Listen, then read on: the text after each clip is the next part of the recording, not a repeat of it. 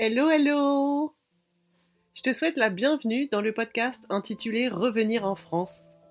Si tu es expatrié, français ou étranger, voyageur, PVTiste ou tour du mondiste, tu es au bon endroit. On aborde ici tous les sujets, joyeux et délicats, liés au retour à la maison et à l'installation en France, que ce soit au niveau personnel ou professionnel. Moi, c'est Magali, et je t'aide à comprendre les enjeux liés à un changement de vie comme celui-ci. Mon souhait, c'est de t'accompagner du mieux possible pour ton installation en France. Je me réjouis de te retrouver par ici pour te partager des anecdotes, des conseils et des témoignages pour que tu puisses à ton tour te préparer. J'espère que notre épisode te plaira. Je t'encourage à le partager à tes amis et à laisser un commentaire. Donc bonjour à tous et bienvenue dans ce nouvel épisode de podcast. Je suis accompagnée de Nathalie. Et je suis ravie de t'avoir avec moi parce que ton parcours, il est très particulier par rapport aux invités que j'ai l'habitude d'avoir, puisque toi, tu es parti 35 ans en dehors de la France. Et puis après ces 35 années de vie à l'étranger, donc une première partie en Angleterre et une deuxième partie en Nouvelle-Zélande, tu as décidé de rentrer. C'est le sujet dont on va parler, on va aborder pas mal de choses. Et c'est quand même le premier témoignage qu'on a d'une personne qui est partie si longtemps. Donc merci beaucoup d'être avec moi et puis je te laisse la parole et je te laisse te présenter en 3 mots que tu peux nous expliquer. Merci Magali. D'abord, bonjour et hello everyone. Donc, les trois mots qui pourraient me correspondre. Le premier, c'est indépendante. Le deuxième, c'est aventurière, intrépide. Et le troisième, il faut bien l'avouer, ça va être le mot chat, parce que je suis complètement gaga de chat. Et comme tu le sais, Magali, mon chat fait partie de ma vie et a été quand même l'histoire également de mon retour en France. Merci beaucoup Nathalie pour ces premiers mots. En effet, le retour en France avec le chat de Nathalie depuis la Nouvelle-Zélande, on va pouvoir en reparler. Tu pourras nous en parler si tu le souhaites. Avant qu'on parle du retour en France, tu sais que j'aime bien faire un retour en arrière et que tu puisses nous dire en quelques mots, peut-être qu'est-ce qui s'est passé en Nouvelle-Zélande, combien de temps t'es resté en Nouvelle-Zélande et puis qu'est-ce qui s'est passé là-bas pendant toutes ces années. D'accord, donc on oublie un peu l'Angleterre, 17 ans en Angleterre, où j'ai fait beaucoup de travail, etc. Nouvelle-Zélande, nouvelle aventure, 18 ans, où en fait j'ai fait quand même beaucoup aussi de travail, parce que j'ai voyagé partout dans la Nouvelle-Zélande, enfin pas partout, dans l'île du sud de la Nouvelle-Zélande. Donc je suis allée à Christchurch, je suis allée à Blenheim, puis à Nelson. Et dans toutes ces villes, j'ai eu des postes et des rôles différents. euh, des vies différentes également. Donc, la Nouvelle-Zélande, eh bien, après 18 ans, et surtout après 3 ans de Covid coincé au bout du monde, eh bien, voilà, je me suis précipitée pour revenir en France. J'ai fait beaucoup de choses dans ma carrière, de la vente, du secrétariat, communication dans le secteur public, travail dans la pépinière, enfin voilà, beaucoup, beaucoup de choses parce que j'ai un esprit qui aime beaucoup apprendre et que j'ai eu l'opportunité de faire plein, plein de jobs. Qu'est-ce qui fait que tu restes aussi longtemps à l'étranger? Donc 17 ans en Angleterre et ensuite 18 ans en Nouvelle-Zélande. Ça a été basé sur mes relations et ma vie personnelle. Et donc, est-ce que c'est le Covid qui te donne envie de rentrer? Je crois que le Covid a été en fait la petite goutte dans la bouteille d'eau qui est presque pleine qui m'a dit, allez hop, c'est le temps. Il faut que je retourne en France. Je pense que ça a été quand même latent dans mon esprit pendant plusieurs années. Moi, je me disais, mais qu'est-ce que je fais là? Je suis toute seule avec mon chat, mais c'est tellement loin. Oh, ça va être compliqué de revenir. Et mes parents, qui sont quand même assez âgés, ont eu des problèmes de santé très sérieux. Et là, je me suis dit, il faut que je rentre, il faut que je rentre. Et donc, oui, le Covid a quand même été le coup de pied au derrière pour me faire partir. Et puis j'avais aussi réservé des vacances qui, depuis 3 ans, étaient annulées puisque on ne pouvait pas partir de la Nouvelle-Zélande, où on pouvait partir, mais on ne pourrait pas, faut pas y rentrer. Donc, dès que ça a été ouvert de nouveau au monde international, eh bien, je suis partie. En fait, ce qui est assez comment, spontané, je sais pas, mais en 15 jours, j'ai pris la décision de ne pas rentrer, alors qu'au début, je devais partir en vacances et revenir en Nouvelle-Zélande et puis organiser après mon retour. Et puis, eh bien, j'ai décidé de ne pas rentrer. Voilà. Est-ce que tu avais l'habitude de rentrer régulièrement en France ou pas plus que ça finalement? Oui, oui, une fois par an, c'était en fait mes vacances, mes grandes vacances, hein. J'économisais non seulement l'argent, mais aussi les vacances, parce que évidemment en Nouvelle-Zélande, on n'a pas 25 jours de congés payés comme en France. On n'avait que 20 jours, donc eh bien toutes mes vacances étaient de revenir en France, donc en Bourgogne, là où je suis maintenant, ce qui en fait m'a permis de quand même continuer à avoir un lien. C'est pas comme si j'étais partie à Perpète-les-Oies et puis vu personne pendant des années. Non, tous les ans, je revenais, je passais du temps avec mes parents, mon frère. Donc, il y avait quand même une sorte de petite familiarité dans là où je suis maintenant, quoi. Une toute petite, mais elle était quand même là. Et donc, en effet, tu étais supposé venir en France pour des vacances, pour voir un petit peu comment tu te sentais, etc., repartir en Nouvelle-Zélande et puis préparer ce retour, entre guillemets, définitif pour revenir en France. Et finalement, je m'en souviens, à quelques semaines de venir, tu décides que tu rentres définitivement. C'est ça. En fait, eu 10 jours pour soudain, eh bien, mettre la machine en route pour ne plus revenir, en laissant mon chat adoré dans la garderie et une amie s'occupait de la mission de le rapatrier. Et puis moi, eh bien, ben voilà, de larguer toutes mes affaires, de donner, de vendre, d'organiser tout ce qu'il y avait, y compris, grâce à mon accompagnatrice au point de vue professionnel, une certaine Magali, et bien également me préparer à des entretiens, à trouver un job et tout. Voilà. Ça a été, comme on dit en France, chaud. Donc, ça a été assez intense de se dire, OK, finalement, je rentre pas pour des vacances, il faut que je gère tout mon logement, vendre mes affaires ou ramener des affaires, m'occuper de mon chat Oui, parce qu'il y a aussi pas mal de démarches à faire quand on rentre avec un animal. La recherche d'emploi qu'on avait commencé ensemble, en effet, à ce moment-là. Donc ça faisait beaucoup de choses à gérer. Est-ce que tu te souviens un petit peu dans quel c'est état ça. d'esprit tu étais à ce moment-là? Mal en point, panique. J'ai eu la chance d'être accompagnée de ma meilleure amie, d'ailleurs française, Nathalie, qui habite à Nelson, qui m'a beaucoup aidée à gérer des instants de panique où j'étais tellement eh bien, stressée que je ne pouvais plus rien faire. Je ne pouvais plus penser, j'étais complètement frozen, gelée, complètement. Et elle me dit, écoute, ce que tu fais, tu te mets des petits, tu sais, les papiers jaunes, Post-it. les petits papiers jaunes, et tu mets tout ce qui est dans ta tête, tu les mets post-it, voilà. Tu les mets, et j'en avais partout. Et dès que je faisais une petite tâche, eh bien, on l'enlevait. Il y avait tellement de choses à gérer, à penser, que je pouvais plus rien faire, quoi, voilà. Et puis, petit à petit, ça s'est fait, quoi. Mais it was a challenge, hein. C'est sûr que c'était un défi. Tu te souviens de comment tu te sentais quand tu pensais à aller en France? Est-ce que c'était l'excitation? Est-ce que c'était l'impatience? Est-ce qu'il y avait de la peur? En fait, c'était tout en même temps. Venir en France, c'était quand même, je savais dans mon cœur qu'il fallait, je le sentais, même, et même maintenant, tu vois, même maintenant, je le sens, je le sais que c'est la bonne chose qu'il fallait que je le fasse. Un peu d'appréhension, évidemment. L'excitation de revenir dans mon pays après 3 ans. La peur, parce que mes parents, eh bien, ils étaient mal en point, ils sont âgés, il y avait des problèmes de santé.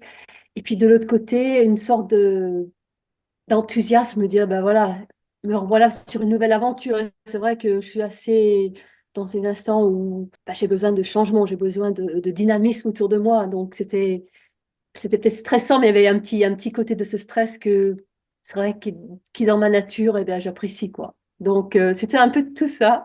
Donc, une fois passée cette période très intense de je prépare tout en Nouvelle-Zélande, je suis dans l'avion, comment tu te sens quand tu arrives en France? Est-ce que tu te souviens aussi? Oui, alors le truc en plus, c'est qu'après 18 ans en Nouvelle-Zélande, j'ai eu le pire vol de ma vie pour quitter la Nouvelle-Zélande définitivement et rentrer dans mon pays. Il y a eu des vols annulés. J'ai eu droit au dernier vol de libre que je pouvais avoir pour rentrer sur Paris. Donc j'étais en transit à Auckland avec ma valise, une grosse valise, un gros sac, me disant, mais qu'est-ce que je fous là?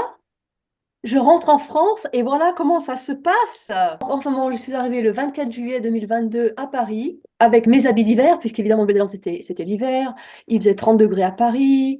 Je me retrouve dans mon pays quand même un peu abasourdie, tu vois. Puis dans un sens heureuse, mais cette appréhension de revoir ma famille le lendemain, que j'avais pas vu depuis 3 ans. Ah ouais. C'était quand même assez spécial, on va dire. Est-ce que tu voudrais aborder avec nous tout cette carrière? Donc, tu as travaillé pendant 30 ans, 35 ans à l'étranger. Et comment tu te sens à l'idée de te dire, bon, bah, je vais rentrer en France et il faut que je reprenne un travail? Alors, ce qui était bien, c'est qu'en entre-temps, j'ai eu donc une confirmation d'un entretien d'embauche. Donc, je suis arrivée le 25 juillet au lieu du 23. Et le 29 juillet, j'avais mon entretien d'embauche dans une grande entreprise locale. En fait, c'est une très grande, très grande entreprise, même mondiale, on peut dire. Mon cerveau, en fait, je pensais qu'à ça. Je pensais qu'à cet entretien, que j'avais d'ailleurs travaillé avec toi, que j'allais travailler encore plus. Donc, en fait, c'était comme si j'ignorais un petit peu mon côté affectif pour en fait me mettre vraiment la tête dans le guidon pour ce truc professionnel. Il ne faut pas oublier que je n'avais jamais travaillé en France de ma vie, sauf peut-être un petit stage d'un mois quand j'avais 18 ans. Donc, pour moi, eh bien, c'était encore, tout était tellement nouveau. En fait, c'était tellement nouveau que j'avais pas le temps d'y penser, quoi. Pour moi, c'était réussir l'entretien et puis voilà, puis y aller, quoi. Et y penser après coup, quoi. Voilà, en fait. Être dans l'action, puis après, y penser après coup. Donc, on avait fait un accompagnement ensemble, en effet, qu'on avait commencé depuis la Nouvelle-Zélande. Il me semble que de mémoire, on a fait deux, trois candidatures et que ça a débouché sur ce processus de recrutement sur lequel, ben, en fait, tu as été recruté, tu as eu une proposition. Et ce qui est assez quand même fou, c'est que tu as pris le travail début septembre qui a suivi. Donc, un petit peu plus d'un mois après ton arrivée, tu étais déjà au travail. Et pour être honnête, nous n'avions fait qu'une seule candidature officielle. On s'était entraîné. Et moi, j'avais envoyé seulement 7 candidatures dans ce groupe, que j'avais d'ailleurs regardé depuis avril. Et eh bien, ça s'est fait tout de suite. J'ai eu mon entretien le vendredi 29 juillet. Et puis le mercredi 3 août, j'ai eu donc un mail avec une offre d'emploi de cette entreprise. Il faut dire que quand j'ai eu l'entretien, enfin quand j'ai passé l'entretien, je suis sortie et je me suis dit, je sais que je l'ai, je le voulais et je savais vraiment, je sentais quelque chose de positif. Et quand j'ai eu le mail, j'étais folle de joie parce que voilà, ça a confirmé ce que je sentais. J'ai quand même réussi à dormir sans prendre de décision, à regarder tous les détails. Et puis bon, j'ai accepté 24 heures après, quoi. J'étais folle de joie. J'étais folle de joie et puis en même temps un peu appréhensive puisque voilà, justement, eh bien, le 5 septembre, je commençais. Donc, j'ai pas eu vraiment le temps d'avoir des vacances. Pas du tout puisque pendant donc ce mois d'août, eh bien, j'ai commencé à faire des démarches administratives. Ça, c'était un autre problème en plein mois d'août en France d'essayer d'ouvrir un compte en banque, un téléphone, d'avoir un portable, etc., etc. Comment tu te sens pendant cette période de entre j'arrive sur le territoire français et je reprends un travail?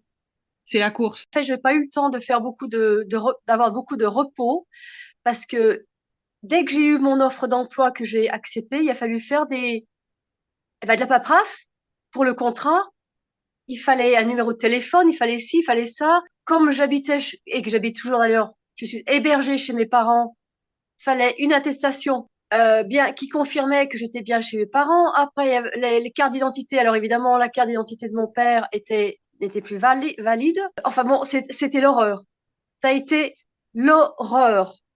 J'ai eu un sentiment de perdre mon indépendance, qui pour moi est la chose la plus cruciale de ma vie. Psychologiquement, c'était très, très, très, très dur. J'ai réussi quand même à obtenir un portable de chez Orange, qui après m'a permis d'ouvrir un compte en banque, de faire quelques paperasses pour commencer pour le contrat. Enfin bon, voilà, c'était en fait comme une sorte de tu sais, le jeu des dominos, t'en pousses un, puis l'autre qui arrive, l'autre qui remonte, qui tombe. Enfin, c'était très dur. Et en fait, j'ai pas eu de j'ai pas eu de vacances.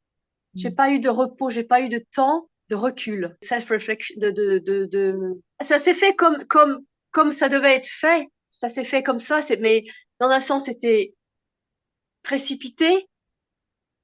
Et dans l'autre sens, trop précipité. Et de l'autre côté, eh bien, c'est peut-être que c'était comme ça qu'il fallait que ça se fasse. Mais c'était très dur. Les 6 premiers mois ont été terrible. Est-ce que le fait de reprendre le travail, ça t'a permis de reprendre un peu ta place de personne, tu sais? Eh ben oui et non, parce que je suis tombée dans une boîte qui est très bienveillante, hein. Je veux dire, une équipe très, très bienveillante également, mais le choc culturel, le choc de génération, puisque à 58 ans et demi, me retrouver dans une équipe avec 10 autres personnes qui ont 20 à 25 ans moins que moi, une qui partait à la retraite. Alors évidemment, il faut quand même que je mentionne le mot préféré des Français, la retraite, qui a été le premier mot qu'on m'a sorti quand je suis allée à l'entretien. Quel âge avez-vous?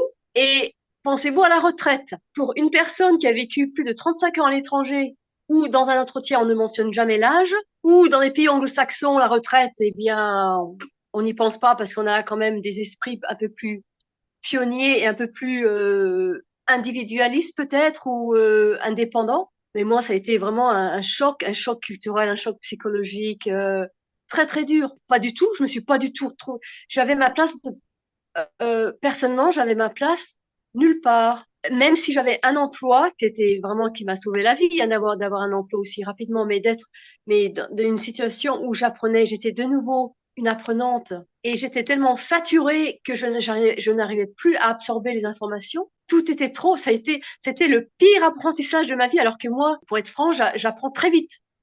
Je suis toujours en train de faire des formations, j'apprends très vite, d'un job à l'autre. Et là, je ne pouvais plus rien capter. Les 3 premiers mois trois, 4 mois d'apprentissage dans cette entreprise, je crois que, donc quand la personne est partie, celle qui me formait parce qu'elle partait voyager, et bien dans ma tête, je me suis dit, mais c'est pas le boulot pour moi du tout. Et même, je pense que mon responsable a eu des doutes également sur moi, quoi. Alors qu'en fait, c'était seulement une question de facteurs extérieurs qui faisaient que je ne pouvais plus rien absorber. J'en pouvais plus, quoi. Je pouvais pas, voilà. Et puis après, en janvier, donc j'ai commencé à être autonome dans mon poste et tout de suite, je me suis sentie mieux, sans avoir quelqu'un près de moi à m'aider, je sais, mais moi personnellement, quelqu'un qui m'aide, c'est peut-être quelqu'un qui entrave à ma liberté, quoi. C'est peut-être aussi ça.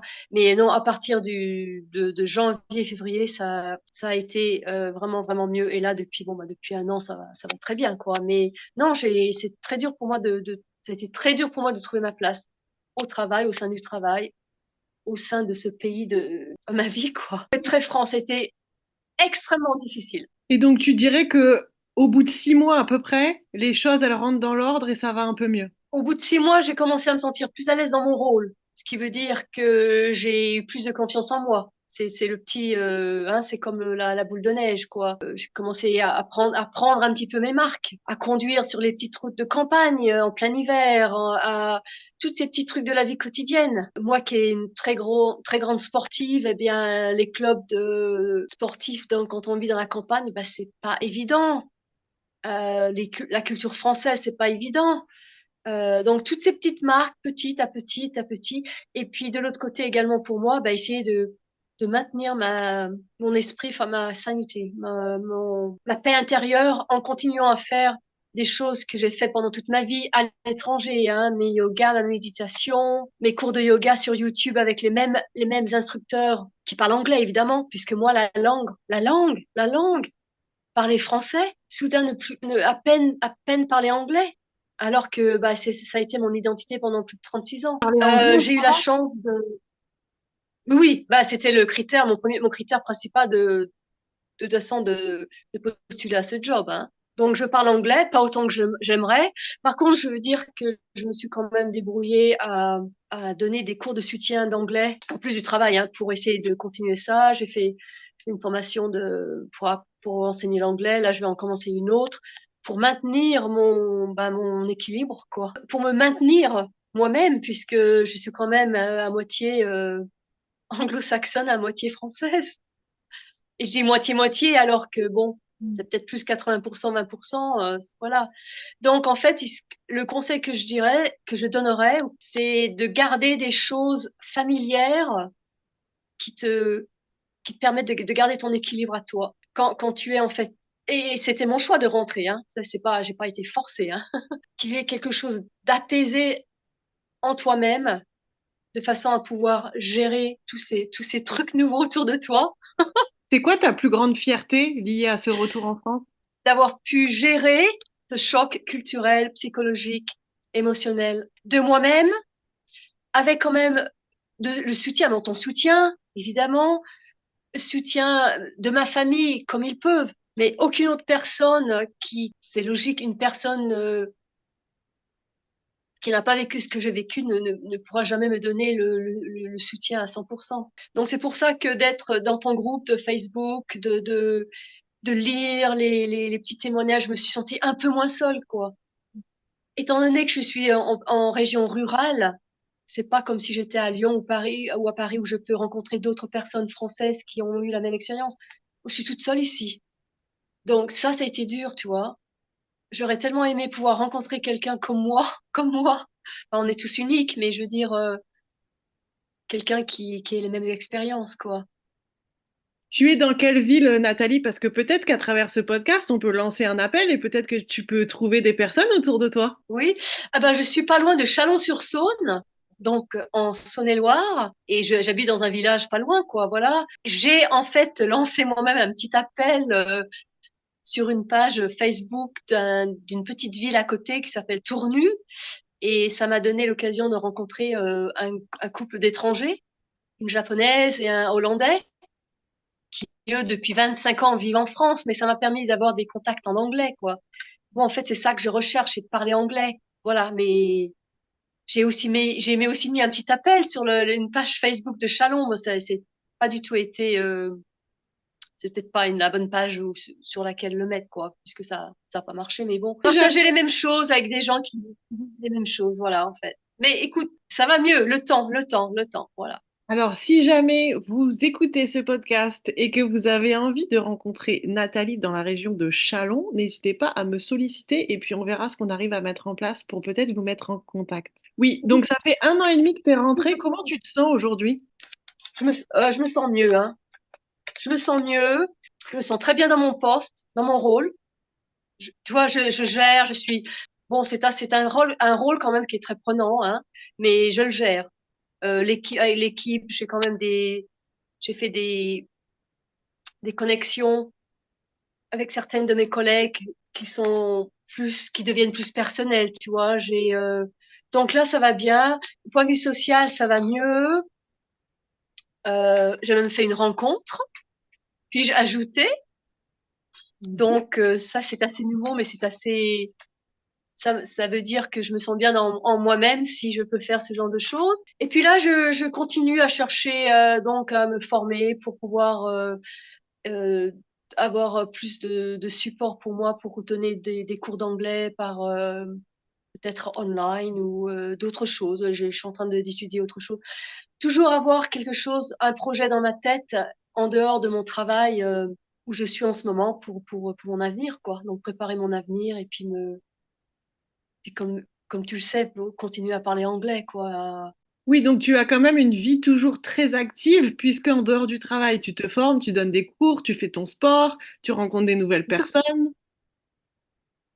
Oui, c'est moi, quoi. Est-ce que tu voudrais nous donner quelques mots sur le fait de comment tu t'es sentie et qu'est-ce que ça t'a fait de retrouver tes parents après autant de temps? Alors, un grand soulagement mêlé de choc, parce que mes parents sont maintenant dans une période de vie qui est plutôt difficile pour eux, âgés, malades, difficile pour moi, pour mon frère, ma belle-sœur. Donc, de nouveau, c'était un autre défi pour moi à accepter, avec malheureusement l'éventualité que, eh bien, les choses ne vont pas s'arranger et que dans l'avenir, il va certainement avoir des situations qui vont être euh, très difficiles. Donc, je me prépare aussi à cela. Est-ce Donc, j'apprécie chaque moment que j'ai avec eux. Je me dis, je suis là pour une raison. La raison, c'est toi, de finir la boucle et d'être revenu pour un mois avoir ces années avec ces personnes ben voilà, qui ne risquent peut-être pas être là pendant très longtemps. Donc, je suis très reconnaissante de pouvoir avoir cela. C'était Et en fait quand même ma priorité, hein, le but de mon retour. Donc, est-ce que tu penses que tu aurais pu ou aurais dû rentrer plus tôt? non, non, je sais dans mon cœur que ça s'est fait au moment où ça devait être. Et je suis très heureuse d'être revenue en France. Ça, je le sens dans mon cœur. Pourtant, souvent, je regarde, je me dis, ouf, je suis là. Je suis heureuse d'être là. Merci beaucoup pour ton Même si mes amis me manquent, évidemment. Merci beaucoup pour ton témoignage. Est-ce qu'il y avait des choses que tu voulais ajouter ou nous partager? Oui, je voulais dire, alors toujours écouter son cœur, mais quand même préparer son retour quand même, psychologiquement et puis pour la paperasse, faire quand même des petites recherches avant. Et puis évidemment, je crois quand même le dire, pour une personne comme moi qui en fait n'a jamais travaillé en France, le fait d'avoir été accompagnée par toi, Magali, eh bien ça a tout fait quoi.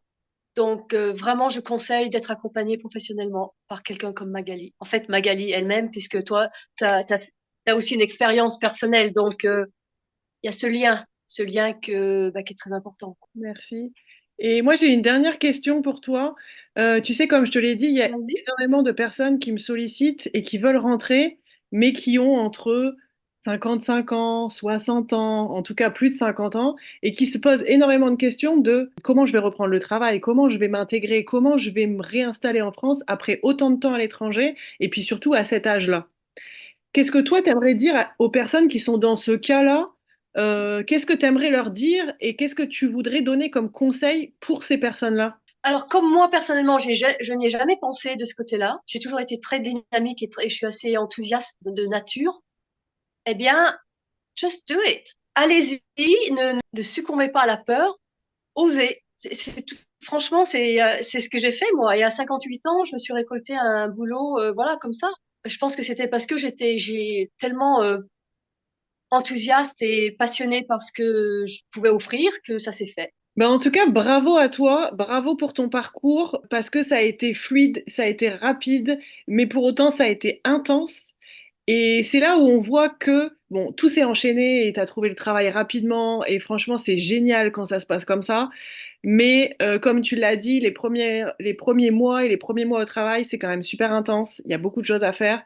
Donc le conseil derrière ça, quand on peut, c'est pas toujours le cas, mais c'est de toujours essayer de garder un temps entre mon arrivée en France, mon installation avec toutes les petites démarches qu'il y a à faire et ma prise de poste. Parce qu'entre-temps, il y a énormément de démarches à faire, parce qu'il y a de la fatigue, parce qu'il y a du décalage horaire, parce qu'il y a des gens à retrouver, parce qu'il faut atterrir, très souvent je dis. Donc, essayez quand on Ouais. peut de garder ce temps-là parce que ça va grandement aider à la prise de poste. Et puis, vous serez mieux dans vos pompes. Et puis, vous serez mieux dans cette prise de poste avec tout ce qu'il y a à assimiler comme information, comme tu l'as mentionné. Donc, je pense que je compléterai avec ce conseil-là. Et puis, bravo, bravo à toi d'avoir aussi su rebondir parce que je sais que le début, on en a discuté à ce moment-là. Le début, ça n'a pas été simple. Et on aurait pu abandonner plusieurs fois. Et au final, ben, tu as quand même réussi à garder ce truc de dire, OK, j'ai la chance d'être là. Je suis dans un job qui m'épanouit quand même, qui correspond à ce que je recherchais. Et en fait, tu t'es laissé le temps. C'est ça, tout à fait. J'ai rien d'autre à ajouter, c'est ça. Le temps, accepter le temps et puis continuer. Il faut toujours continuer. Enfin, c'est mon motto. Merci Magali. Merci à toi, merci à toutes les personnes qui étaient avec nous pour nous écouter. Sachez que vous pouvez être accompagnés ben, par moi-même dans votre retour en France ou dans vos démarches de recherche d'emploi. On essaye d'anticiper tout ça depuis l'étranger comme on l'a fait avec Nathalie depuis la Nouvelle-Zélande et ça vous permet d'arriver avec un travail en poche, une promesse d'embauche ou un contrat de travail signé et ça vous permet de revenir beaucoup plus sereinement et en confiance. Donc sachez que le premier rendez-vous est totalement gratuit, donc n'hésitez pas à prendre rendez-vous si vous êtes intéressé pour en savoir plus ou pour mener à bien une démarche accompagnée. Merci beaucoup Nathalie. Et voilà, notre épisode est terminé. Je te remercie d'avoir passé ce moment avec nous. J'espère que ces conseils et ce témoignage te donnent l'espoir pour à ton tour concrétiser ton projet de venir ou de revenir t'installer en France. J'aimerais maintenant te proposer de rejoindre notre communauté. Tu peux me rejoindre sur Facebook, sur Instagram et sur LinkedIn sous le nom de Voyage, Emploi et Retour en France. Et enfin, si tu as encore des questions, je t'invite à m'écrire un mail et je serai ravie de t'aider à chaque étape de ton retour en France. À bientôt!